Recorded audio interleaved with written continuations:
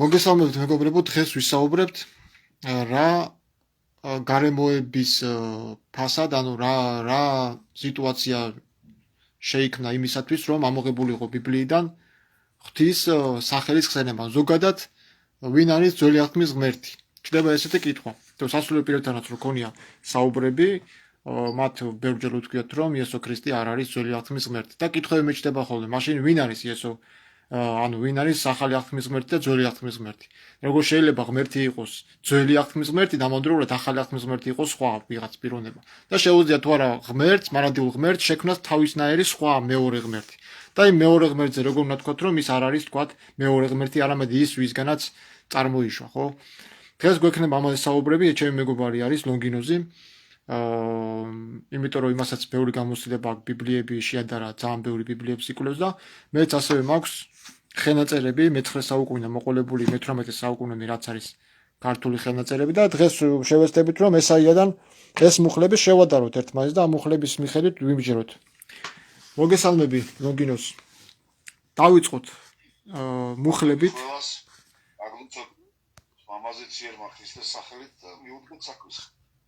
კი ბატონო, პირველი მუხლი არის ეს 53 თავის მეათე მუხლი. მან მგონი მე-9 მუხლი უნდა იყოს.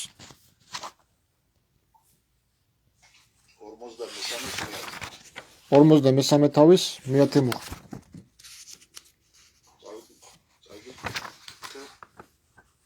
ეს მოყავთ ხოლმე ტრინიტარისტებს რა. ანუ აქ ჩვენი მიზანი არ არის ზოგადად სამებაზე და ეკლესიური იერარქიის შესახებ. ანუ ჩვენი მიზანი არის რა კონტექსტში მოიხსენება ძველი აღთქმის ღმერთი, ანუ ვინ არის, რა ქვია ძველი აღთქმის ღმერთს ბიბლიაში და ხელნაწერებში.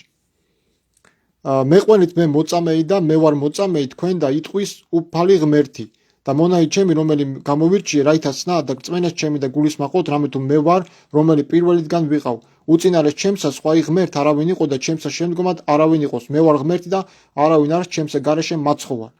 მეათე მე-11 მუხლი. ეს არის მე-11 საუკუნის ხელნაწერი, ჯიუ ვერსია არის. მე-11 საუკუნის ხელნაწერია. ეხლა მე-18 საუკუნის ხელნაწერი. მექმენით მე მოწამე და მე მოწამე ვარ, იტყვის უფალი ღმერთი. და ყრმა რომელიც გამოვირჩიე, რაითაც სნა და გრწმენესვე და გულისმაყოთ ვითარმედ მე ვარ, წინასწარ ჩემს არა იყოს სხვა ღმერთი და შემდგომად ჩემს არა იყოს მე ვარ ღმერთი და არა არის twinიერ ჩემსა მაცხონებელი. ანუ კონკრეტულად ვინ იძახის აი აქ, აი ამ სიტყვებს? იტყვის უფალი ღმერთი. აბა ნახე შენთან როგორ წერია. ჩვენთან აგერ თანამედროვე თარგმანში როგორ წერია? თქვენ ახართ ჩემი მოწმეები, ამბობს იეჰოვა. ჩემი მსახური, რომელიც მე ავირჩიე, რათა ვწოდოთ და გერწმუნდათ თქვენი. მიუხვდარიყავით, რომ მე იგივე ვარ. ჩემამდე არ გამოსახულა ღმერთი და არც შემდგომ იქნება. ეხლა მე ვარ იეჰოვა და ჩემ გარდა არავინ არ ხსნები. აი ესე წერია თანამედროვე ენაზე თარგმნილ ბიბლიებში, რომ მაღალი ღმერთი და უზენაესი მანა არის იეჰოვა. ქართულ ენაზე იეჰოვა, თქმა უნდა ებრაულზე იაჰვე. ებრაულიდან თარგმნილში 53-ის მეათე მუხლში შევადაროთ ებრაულ თარგმანს. აი აქ არის კი. ებრაულში ესაიას 53 თავის მეათე მუხლში წერია ზუსტად ეგა. ნეუმ ადონაი.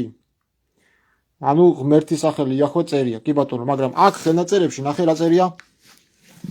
ჩემს გარდაო. ჩემს უწინარეს ჩემსა სხვა ღმერთი არ არისო. არავინ იყო და ჩემსა შემდგომაც არავინ იყოსო. ანუ უზენაეს უნდა იყოს ისეთი, ვისზე უწინაც არავინ არ არის. არც შობილი არის, არც შობს სხვას.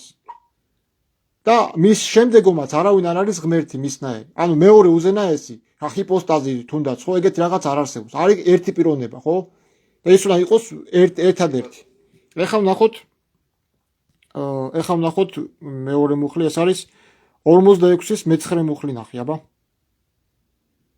მივყვეთ ნენელა ამ მუხლებს. და მე თანამედროვე თარგმანს დავიწყე. ხო, 46-ის მე-9 კი. აი ეს რატო ვიძახი, იცი რომ მივყვეთ ნენელა რომ თვითონ ადამიანებს დავანახოთ იმ ცხეთურ ხელნაწერებში თუ ხელნაწერებში რა სახელით მოიხსენება ძველი აღთქმის ღმერთი. 46-ის 9. აი და მოიხსენეთ 46-ის 9. პირველი იგი საუკუნიდან რამე თუ მე ვარ ღმერთი და არა არ სხვაი ჩემსა გარეშე. ჩემსა გარეშე და ეხა მე-18 საუკუნის ხელნაწერი. და გეხსენეთ პირველი საუკუნიდან რამე თუ მე ვარ ღმერთი და არა არ სხვაი თქვენიერ ჩემსა. აბა წაიკითხე შენთან როგორ არის? გახსოვდეთ თავდაპირველი რაც დიდი ხნით მოხდა, რომ მე ვარ ღმერთი და არ არსებობს სხვა ღმერთი არც ვინმე ჩემი მსგავსი. ხო, ანუ ეგეთი რაღაც, ანუ ჩემს გარეშე სხვა ღმერთი არ არისო. ჩემი მსგავსი აზრი აქ ერთდა იგივეა. უბრალოდ არის თანამედროვე ენაზე დათარგმნილი. ეხა ნახე 47-ის 4. 47-ის 4 წავიკითხო. წაიკითხე.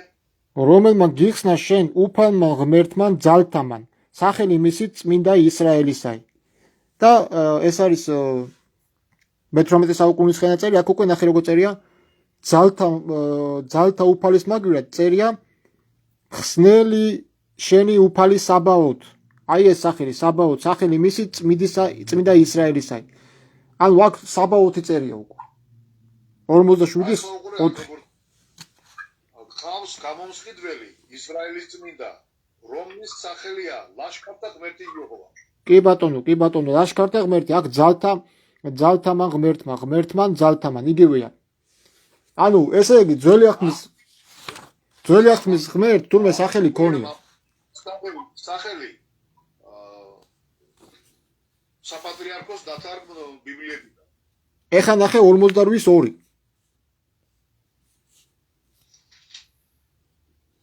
2. მე თავის მეორე მუხლი ნახე. წაიკითხე. და რომელნი მოსავხართ სახელსა ქალაქისა წმინდისასა და ღვთისა მიმართ ისრაელისა დამტკიცნებით უფალ და ყოვლისამყრობელ არ სახელი მისიო. და მე-18 საუკუნის ხელნაწერში წერია ასეთი რაღაცა. და მოსავნი სახელსა ქალაქისა წმინდისასა და ღვთისა მიმართ ისრაელისასა დამტკიცებული უფალი საბაოთ სახელი მისი. აქაც საბაოთი წერია. ანუ ის ყოვლისამყრობელი ვინც არის.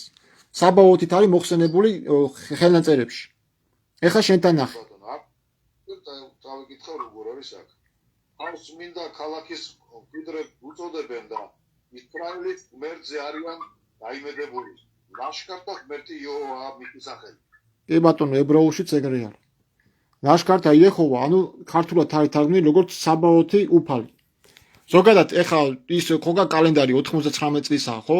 მართლმადიდებლური კალენდარი, რო წერია რომ იეჰოვას მაგივრად ჩაწერეს უფალი. 92 წლის კალენდარია 203 გვერდზე წერია მაგ. ხო, ანუ იაჰვეს სახელი ამოღებული არის სპეციალურად და იმის მაგივრად ნათარგმნია უფალი. მაგრამ ამ უფალში ვინ იგულისხმება, აქ წერია საბაოთი.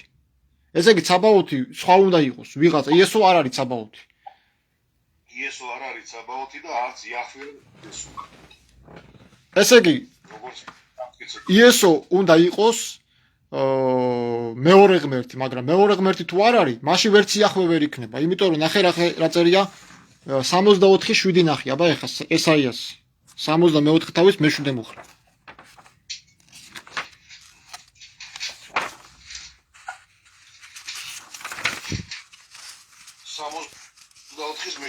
კი, წაიკითხე შენ. ჯერ შენ წაიკითხე. არავინ უხმობს შენ სახელს, არავინ იღვიძებს, რომ ჩაგეჭიდოს სახე გაქვს დაფარული ჩემგან და ჩვენი დანაშაულით გვადნობს. ეხა მეორე მუხლი წაიკითხე. მეორე მუხლი გადააბ. იეჰოვა, შენ ჩვენი მამა ხარ. ჩვენი თიხა ხარ. შენ კი ბეთუნე. ყველანი შენი სახელი ვართ. აგე ეხა ყველანი შენი ვარ. ესე იგი, ეს ღმერთი, ძველი აღთქმის ღმერთი, ებრაელების მამა არის. და თუ იესო ქრისტე არ არის მამა ღმერთი, ხო? და როდესაც ეძახიან ქრისტე მამა არის, ჩვენ როდის ვამბობთ რომ იაჰვე მამა არისო, ქრისტე მამა არისო, აი მანდ მაგ მუხში უკვე ესენი ამტკიცებენ რომ იაჰვე გამოდის იესო ქრისტეს საკუთარი თავის მამაც. და იმიტომ ამას მე ტერტულიანე რომ თუ მე მამა ვარ, მე უნდა მყავდეს შვილი, მაგრამ შვილი ვერასდროს ვერ შექმნის მამას. მამა შექმნის შვილს, გააჩენს. არა, შვილი მამას ვერ შექმნის. ამ გაგებით იახვე და ის საბაოთი, რომელიც ძველახმის ღმერთი არის ებრაელების მამა ღმერთი. და იესო არ არის მამა ღმერთი. პირდაპირ ავიღოთ ახლა სიტყვა ქრისტე რას ნიშნავს? ქრისტე ნიშნავს ცხებულს. ამომგზავნილ ხსნელს ნიშნავს. კი. ქრისტე არ ნიშნავს უზენაეს. ღმერთად არისო წოდებულიო ბევრი ლაპარაკობს იესო ქრისტეზე. ღმერთი უწოდეს მე ჩვენი ხარი. სატანასაც, ამ ქვეყნიერების ღმერთი. ეს არ ნიშნავს რომ ის უზენაესი ღმერთი. აი ნახე, წავიკითხავ ახლა ხენაწერი როგორ არის. ეს არის მე-9 საუკუნის ხენაწერი და ჯიუ ვერსია არის მე-11 საუკუნის ხენაწერი, გაერთიანებული ვერსია. მერვე მუხლი, ნახე 64 თავის. დაწუფალო მამაი ჩვენი შენ ხარ. ხოლო ჩვენ ყოველნი ვითართა თიხა იქნული ხელთა შენთაი. ეხლა იეჰოვა ჩვენი მამა ხარ, ჩვენ თიხა ვართ, შენ ეხლა მე-18 საუკუნის ხენაწერი. ყველავი ვარ, ასე წერია. დაწუფალო მამაი ჩვენი ხარ შენ, ხოლო ჩვენ თიხა საქმე ხელთა შენთა ყოველნი. ესე იგი, აი რა უნდა იფიქრო, ხო?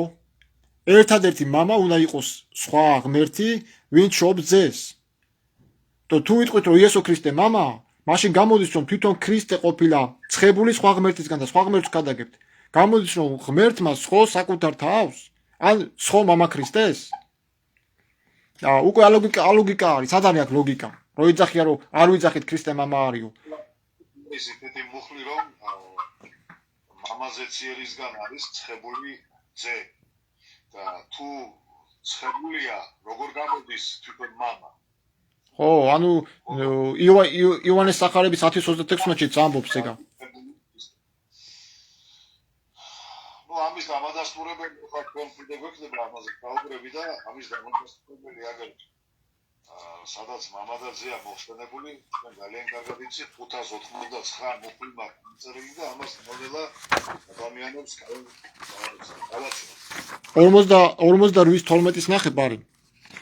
და ამით დავასრულეთ. 48:12 ესაიას. რატო ვიძახი იცი ამას რომ აი ხო იძახია რომ ძველი ქართულიო სად არის აბა გვანახეო. რო იესოზე არ არისო. აი ხო და ვანახოთ რა. რო აბრალებენ ხალხს რომ იეჰოველები ხართო. თვითონ ვინები ვინ გამოდიან, თვითონ ვინები გამოდიან. 48:12. კი. წაიკითხე ჯერ შენ და მე წავიკითხავ. მისმინე იაკობ რა და შენ ისრაელო, რომელსაც მოგიტოდე, მე იგივე ვარ, მე პირველიც და უკანასკნელიც. ხედავ? ეხლა ნახე აქ რა წერია. ისმინე ჩემი იესო ქრისტე კიდე სხვა მუხლშია იქ ახალაფში. ამას იგივეს ამბობსო იესო ქრისტე მე ვარო პირველი და უკანასკნელი და იმიტომ არისო იგივეო. აი საქმე რაში არის უყურე? საქმე რაში არის? თლიანად ესაიაში აქ რაც ამაკ ეხა წიგნი ხენაწერებში არასად არ წერია უკანასკნელი სიტყვა. ებრაულშიც ნახე და გუგლში რომ დაგუგლო კი ითარგმნება, მაგრამ ფუძერ ვაიღო ნიშნავს სხვა, ანუ მომავალში უნდა მოხდეს. და არა ის რომ თვითონ არის მომავალი უკანასკნელი. ღმერთი უკანასკნელი ვერანაირად ვერ იქნება. ღმერთი იქნება უკანასკნელი თაობასთან, მაგრამ ის არ იქნება უკანასკნელი, იმიტომ უკანასკნელს დასასრული აქვს. ეხლა აქ ნახე რა წერია, იგივე მუხლში. ისმინე ჩემი იაკობ და ისრაელ, რომელსაც მე გიწოდე შენ, მე ვარ პირველი და მე ვარ უკუნისამდე. აი სეპტუაგინტაში რომ ნახე, წერია ესტოსეონას. ესტოსეონას ნიშნავს მარადიულად ვარ. ანუ უკუნისამდე ნიშნავს მარადიულად ყოფს. მარად მყოფს. ერთადერთი არის მარადიული, ეს არის უზენაესი. სხვა უზენაესი არ არსებობს. დაზე იესო ქრისტე დანიელის წიგნში მარადილთან იქნა მიყვანილი. კარბეხუნი წერია თუ რაღაც კაბრეშ ხუმიო, ხო? მიყვანილი იქნა მარადილთან. ანუ თვითონ არ არის ხვდები იესო მარადიული უზენაესი ღმერთი. და მე მეუბნებია რომ შენო იესოს უზენაესობას უარყოფო. მე ჯერა წერილებს რა. აჰა, ყველაზე ძველი ხენაწერი მე-10 საუკუნის, მე-11 საუკუნის ხენაწერი ეს. უკუნისამდე წერია, აქ არ წერია უკანასკნელი. სხვადასხვა რაღაცა. აგე წავიკითხავ ახლა მე-18 საუკუნის ხენაწერს. ისმინე ჩემი იაკობ და ისრაელ, რომელსაც მე გიწოდ, მე ვარ პირველი და მე ვარ უკუნისამდე. აჰა, აქაც უკუნისამდე წერია. ვერ მანახებ ვერსად. აი თუნდაც 44:6 რომ მოყავთ ხოლმე. რაღაცა შევეხები. 44:6 რომ მოყავთ ხოლმე. ეს რა თითქოს უფალი ღმერთი, მეუფე ისრაელისაი. რომელმა იხსნა იგი ღმერთის საუკუნე, მე ვარ დასაბამი და მე ვარ აღსასრული. და ჩემსა გარეშე სხვა არავინ არის ღმერთი. ეხლა ნახე როგორ არის აქა მე-18 საუკუნის ხელნაწერში. ესე თითქოს უფალი ღმერთი მეფე ისრაელისა და მხსნელი მისი, ღმერთი საბაოთ. უკვე სახელი შემოდის. მე ვარ პირველი და მევე ამაცა შემდგომა, ჩემსა გარეშე არ არის ღმერთი. რამდენი მტკიცებულება ყავ. ანუ აქ უკუნისამდე არ წერია. აღსასრული ნიშნავს იმას, რომ არის თვითონ ღმერთი დაასრულებს სამყაროს, როგორც საგრაგნელივი წარიხოცებაო და რაღაც. ეს არ ნიშნავს იმას, რომ ღმერთია თვითონ უკანასკნელი. აქაც მითითებულია, რომ მომავათაობებშიც მე ვარო. ერთადერთო, ჩემს გარდაო სხვა ღმერთი არავინ არ არისო. ანუ იესო ქრისტე ღმერთი არ არის.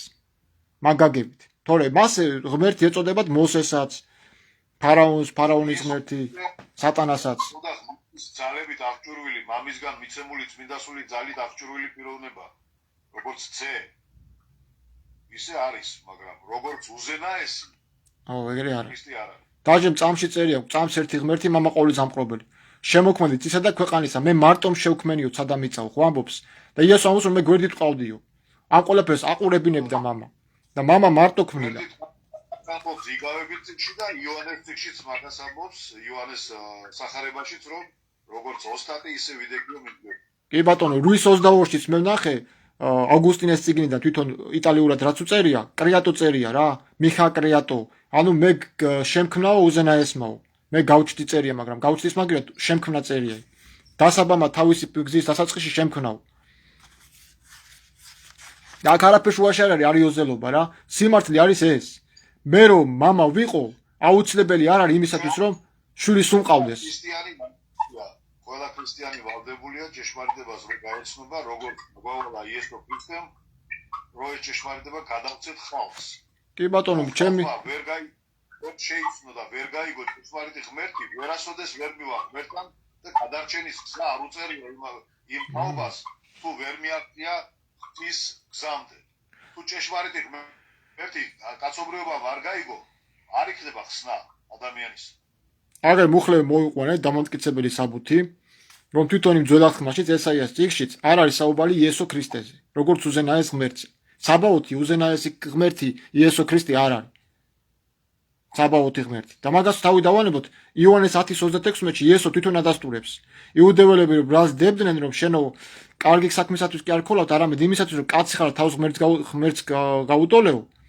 ეს ეუბნება იესო, რომ მას ვინც მამამ წმინდა ჰყო, ანუ ზეცაში მოხდა ეს ცხებულება და ქვეყნად მოავლენაო, მას ეუბნებით, რომ ღმერთს აგმოფო, რადგან თქვი ღმერთის ძე ვარო? ანუ რა პრობლემა იყო იმაში, რომ იესო ქრისტე თავს ღმერთის ძე თვლიდა? იმას ხო არ უთქვია, რომ მე ვარ უზენაესი. მე ვარ უზენაესის ძეო. კი ვარ, აიყო და ხო ვარ სხვა რიტყო და კაცო. ანუ ბრალდებაც კი ვერ წარუდგინეს, გამიგე სინადრიონზე. კაცი იყო, რაზე ითამაშებოდა ორ კონკრეტულად რაზე დაიწყებდა საუბარს. კაცობრიობაში. თან მით უმეტეს წერილებში იგავით ბევრი რაღაცა რა თქვა იესო ქრისტეს, მაგრამ პირად თავის თავზე იგავით არასდროს არ უთქვია იმის თაობაზე, რომ ის იყო უზენაესი და ამას მალავდა ძეს სახელით გამოხატა. ასეთი რამ არსად არ ყოფილა. კი ბატონო. სადაც იესო ქრისტე ახსენებს მამა უპირველეს ყოვლისა უხენია, მამის დების შემსრულებლად არის, გამომგზავნელის შემსრულებლად არის მოვლენილი დედამიწაზე. აი კიდევ ნახოთ ერთი ლონგინოს კიდევ ერთი მუხლი ნახოთ ესაიადან, ეს უკვე მე-7 მუხლია დაახლოებით, რაც ჩამოთვალე. აქ არის ახლა 3 ხელნაწერი მაქვს. ერთი არის 978 წლის ო ხელნაწერი. მეორე არის მე-11 საუკუნის ხელნაწერი და მესამე არის ცხეთური, ანუ მე-18 საუკუნის ხელნაწერი. 41-ის 4 ნახე. ესაია. 41-ის 4.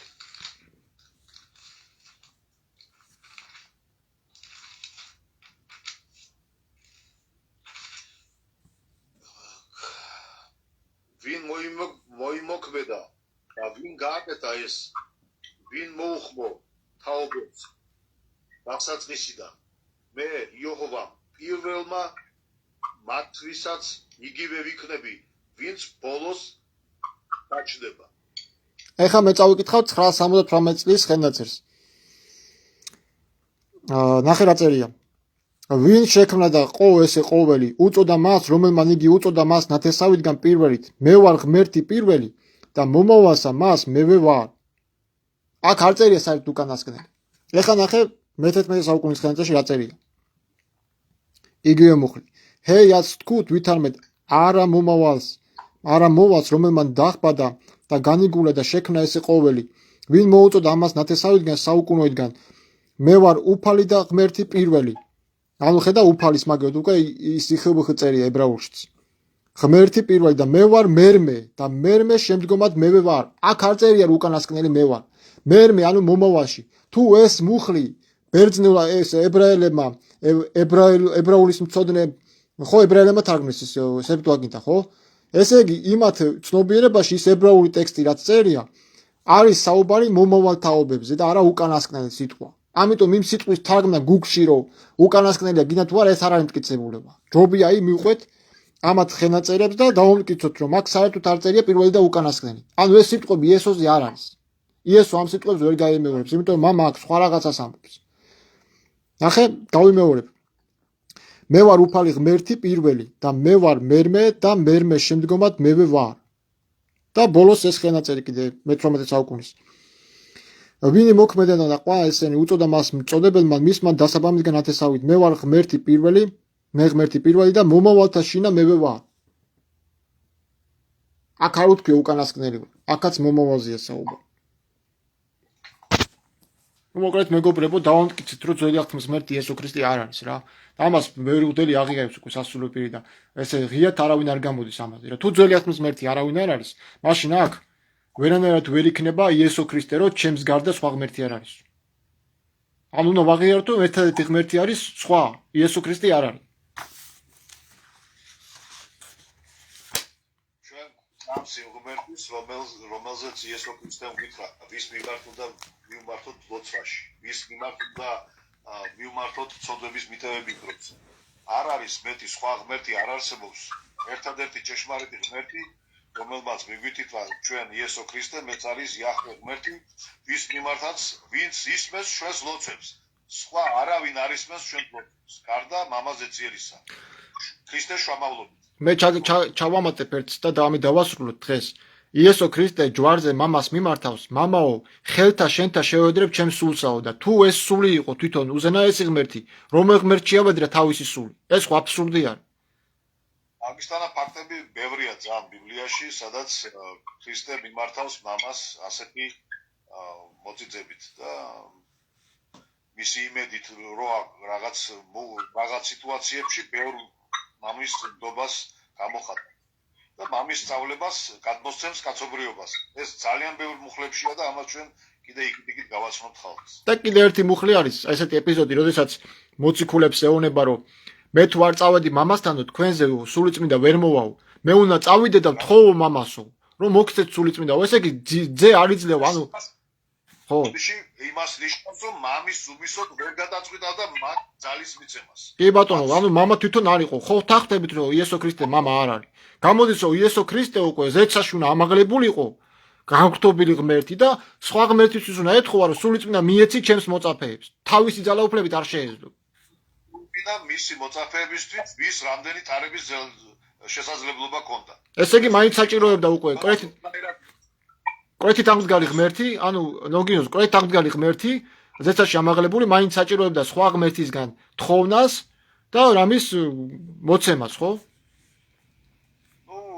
აქ აღდგომაზეც ვისაუბროთ, ვერ ვიტყვი ვინ აღადგინა იესო ქრისტე, მაგის დამადასტურებელი მუხლების ქვეყანა არის. კი, და განსაკუთრებით ებრაელთა წერილის მე-5 თავის მე-7 მუხლი მიყვარს ხოლმე, იმიტომ რომ ეგ პირდაპირ ურტყავს მაგას, რომ სამუდამო სიკვდილში არ დატოვაო. უზენაესმა ხწნილებას არ ახილვინა მისი სულიო, სხეულიო, ხო? აგერ 15 მუხლი მაქვს ამოწერილი, რომ ამაზე ძირმა აღადგინა იესო ქრისტე და ამაზე ვისაუბრებთ თავის დროს. კი, წინაზე ჩავწერე მაგაზე. დავანგრეთ ტაძარი სამ დღეში ავაშენებ. აქ არ იგულისხმა იესო ქრისტემ საკუთარ სხეულზე. მან წერია დაანგრიე ძველი რწმენის ტაძარი და ავაშენებ ახალს. იერუსალიმის ტაძარზე იყო მათ საუბარი და დაანგრიეს კიდევაც ის ქვაზე არ დატოვეს. უზენაესის გარშე არაფერი ხდება. ბოდიში კიდე ერთ დავამატებ, ცოტა გამეგრძელდა, მაგრამ ზოგადად ჩვენ არა ვართ თეოლოგები. ეგ პირველ რიგში უნდა გაუსვა ხაზი, რომ თეოლოგია არის ნიშნავს უკვე ღმერთის სიტყვის დამახინჯებას. რომ გახადო უზენაესი ღმერთი ადამიანი, ჩვენ მაგას არ ვამობ და იოანე ნათლისმცემლის მოწმობა ქრისტეზე, რას ეუბნებიან ლევიტელები რომ მიდიან. აიო ისო ნახეო, შენ რომ მონათლეო, შენსავითო ნათლავსო, ხალხსო და მივალთ აუგზავნოთ. იოანე ამბობს ესეთ რაღაცას იესოზე, რომ არაფერი ადამიანს არ შეუძლია თუ უზენაესისგან არ ექნება მიცემული. ამას ამოწმებს ქრისტეზე, ხო და ქრისტე უზენაესი ყოფილიყო, ეხლა რაში ჭირდებოდა ვინმესგან ძალაუფლების მიცემა, თან არ დაგვაუწეს ქრისტემ განკურნებები 30 წელიწადში დაიწყო და ქადაგებაც. მანამდე ჩვენ ვერ ვხედავთ ვერაფერს. კაი, დავემშვიდობოთ ლოგინოს და ისე მამამის ტაძარი სახელი აქვს, რომ მამამისის ტაძარი იყო. ეს იყო ბავშვობის პერიოდში. დანარჩენი მანამდე ქრისტეს სანამ არ მოხდა ღვინით ქცევა, წყალით ღვინით ქცევას, მანამდე არაფერი არ ქონდა მას მოხდენილი. კი, სხვათა შორის იუდეველებს რო ეუბნებოდა, რომ თქვენ რომელსაც მამა თქვენს ეძახითო, იმ ღმერთსო, მამა ჩემიც არის. და თუ თვითონ იყო იუდეველთა ღმერთი, მაშინ ეტყოდა რომ მე ვარ მამა თქვენი, აი აქ მოვედი. პეტრე მოციქულის პირველი თავის მესამე მუხლში ასე წერია, როცა ადიდებს და წერილს გზავნის იესო ქრისტეს მამას. კი. და ჩვენს მამას, აქ მოხსენებული პეტრეს. აქ იმაზე მერე ვილაპარაკობ ხოლმე ერთ დღეში ყველაფერს ჩვენ ვერ აუხსნით ახლა ადამიანებს. ხო, საუბარი გწევდება ხოლმე. რომ უზენაესად არის მეთოდებული მამაზე ციელი ქრისტეს საუბრებიდან და ასევე მისი მოწმობების საუბრებიდან. მოგეუბნები 599 მუხლია გამოწერილი, სადაც ადასტურებს ქრისტე და მისი მოციქულები, რომ უზენაესი არის მამაზე ციელი იაჰვე. კი ბატონო, და თუ გვეწყვიან კიდე რომ 44 ფსალმუნში და 77-ში და 19 ფსალმუნში საუბარი არის ორ ღმერთზე, ანუ ორ უზენაესზე, ეს თავისავე სიტყვებს ეწინააღმდეგება, იმიტომ რომ 119 ფსალმუნში იაჰვე ეუბნება იესო ქრისტეს.